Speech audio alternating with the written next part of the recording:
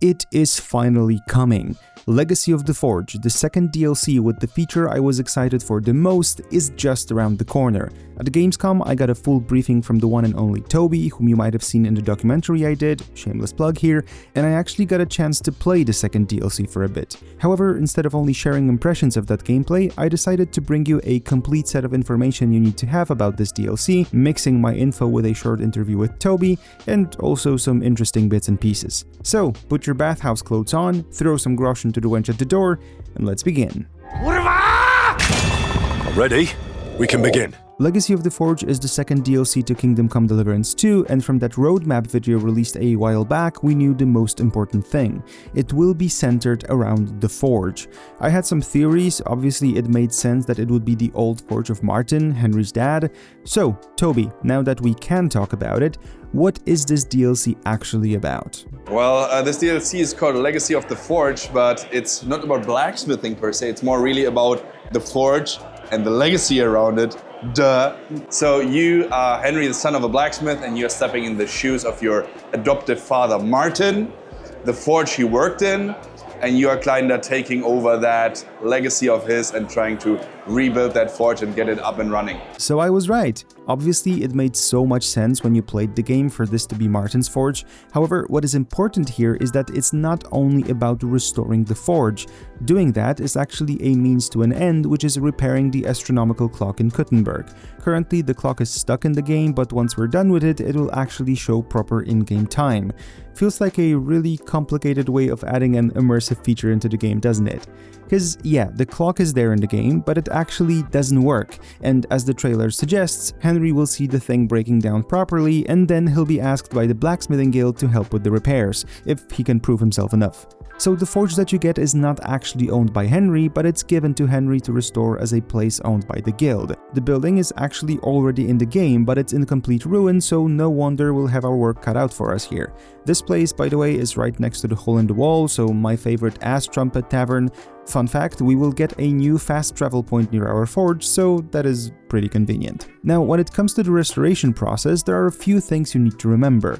First of all, your restoration area will be divided into 3 sections. The whole house, which is purely visual, I think, your own chamber that will include not only visual customization, but also some things that will give Henry new buffs, and then there's the whole outer part of the house, the garden, and here you'll be able to restore the stables, set up a beehive, a wash tub, and even restore some places that will become quarters for new people to work in the forge. For example. So when upgrading your forge, there you can get several buildings, of course, in your yard as well, and some of them are, well, buildings for people that might move into your place. They're not just some randoms, they're actually the old friends of your father, so you're gathering the old gang back, put them back in business, kinda. Well, and some of them, they have different proficiencies, and some of them might be even an armor smith.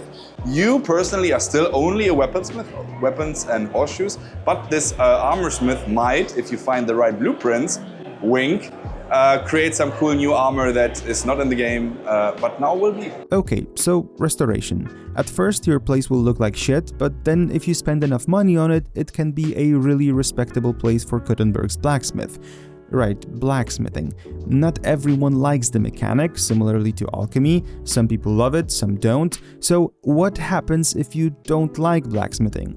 Or maybe you actually really do love it. How does the game cater to you? Well, I think that the people who like blacksmithing and didn't like the blacksmithing, both of them will be happy. Those who didn't like it, rest assured there's only 2 times where you actually have to blacksmith.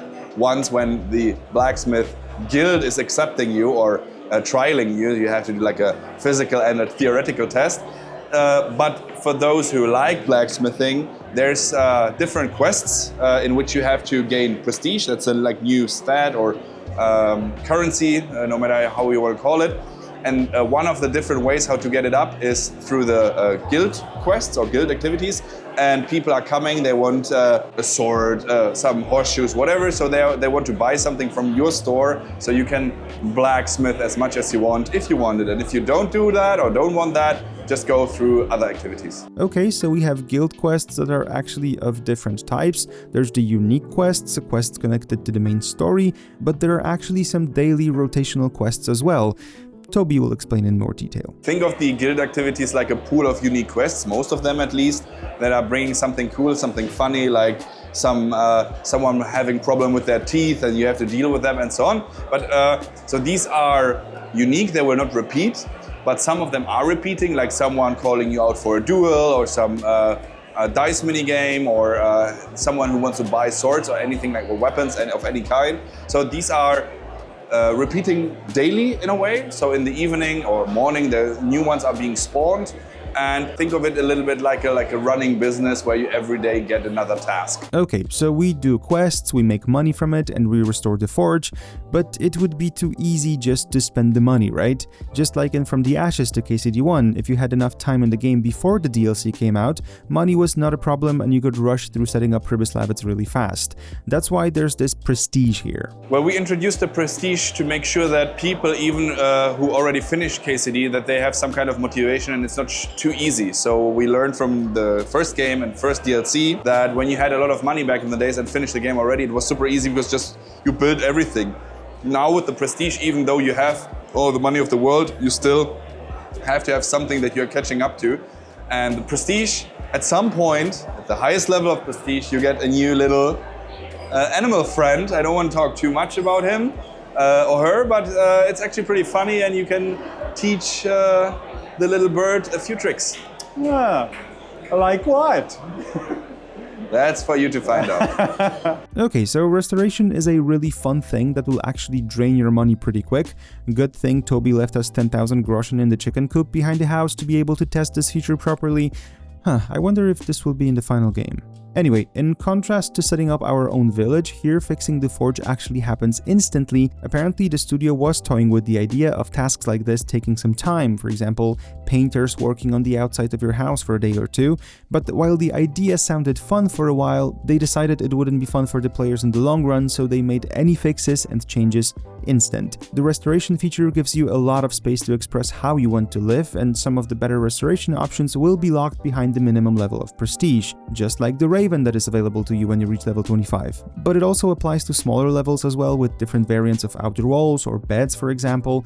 It will be worth farming prestige by doing all these tasks. Now, since this is all about blacksmithing, did the minigame itself actually get any significant upgrades? The blacksmithing got tweaked, like pretty much everything else we do in KCD. With every update, with every patch, we're trying to balance the game more, so even the blacksmithing itself was tweaked and balanced a bit more. It's still the same basis, but in this DLC, of course, you get new recipes, new types of weapons. It's not weapon types per se, so it's still the same like amount of different types. But there's more swords, more axes, new ones, unique ones, something that only you can create in your forge. Lots of people are wondering whether they should replay the game for this DLC, and sure, you can, but you absolutely don't need to, especially when you'd like to jump straight into the new content, which actually doesn't sound like a short DLC. The moment you arrive at Kuttenberg, this, not the city, but the region, you unlock this DLC, so pretty much the second half of the game. And I'm very bad in guesstimating how long these DLCs are. I thought that the first DLC is like a 5-hour quest, but it turned out to be 12 and more. So this time I say 15 to 20. It's definitely much bigger than the first DLC, but at the end, with the repeating quests, it can be theoretically endless. But I think the main quest line, with a few activities, with finding the friends of your dad and so on, it's definitely a 15 hours plus game. And I think it's quite hefty, and I believe that people will like this a lot, because the number one request we got is like, I want to own something, I want my own house, I want my own place, and now you get it. Okay, so this sounds good. I mean, initially I would probably like to start doing this questline as I explore the main story, but on the other hand, focusing this much on a forge, especially in a place right under Sigismund's nose, would probably distract me too much from doing the main storyline. That's why I won't be restarting my playthrough and just play on the save after finishing the game. But wait, there's more. As always with Warhorse, there's a new patch incoming that will accompany the DLC. What can we expect this time around? So with every DLC, we are patching the game, so there will be definitely patches with quality of life things, for instance, an adaptive HUD. So again, it's only a quality of life stuff. When you don't use your stamina, it will vanish. So again, helps the immersion and so on. There's also free stuff coming, like always we do. When we offer a DLC, we offer something for free for everyone. So the photo mode will get a relatively big upgrade as well. For those who like it, they can really go crazy with that one. And then it's stability and performance stuff. Nothing really crazy major. But as always, we are still working on the game and making it better every day. So Adaptive HUD is the big one, same as the photo mode upgrades. I mean, I don't really use that myself, but I know so many people like taking virtual photos, so that's good. But then apparently there's things like HDR coming to the game, or rebalancing of the difficulty of lockpicking, easier at easy levels and more difficult at higher ones. More details about the patch will come closer to release, which is actually not too far off. The DLC is coming out on September 9th on all platforms, so you better get your hands ready till then. When it comes to my own brief experience with playing Legacy of the Forge, I honestly like it. I love having bases and homes in video games, and that's why I liked From the Ashes so much. It wasn't perfect, but it seems like the studio learned a lot from this and now did things a bit differently here by implementing these lessons into the process for this DLC. The 2 small quests I got to do were as funny and quirky as you'd expect from the light-hearted part of KCD, but I did see the launch trailer that you guys will see soon enough, and I think there's more than just the smiles there. The process of restoring your new place is clear and enjoyable, the variety of stuff is pretty significant. Apparently, if you look at it mathematically, there are over 100 million visual combinations of what your place can look like, and then your pimped out forge could fit straight into the main square of Kuttenberg. Actually, there are still some funny things out there. For example, there is a wardrobe you can have in your chamber that will gradually repair your things that are put in there. Also, there's a chest outside your house, and if you put your things in there, I mean the ones that you'd like to sell, they will be sold overnight. That sounds like something you might know from Stardew Valley. I guess that sounds pretty cool, like a nice quality of life thing so that you don't need to run around the merchants. I wonder if there's any drawback to this, like sure, you cannot haggle. We'll see. Now, let's have a bit of fun to finish things off. I don't think this is common knowledge, but I'm sure some pretty hardcore fans might be watching, so a little quiz for you. Why is this symbol on Henry's work clothes significant? What does it mean? It actually already appeared in the game as the mark of the highest quality of blacksmithing, but maybe you know where it comes from, and why it's that exactly. Let me know in the comments, and as always, thank you for watching, take care.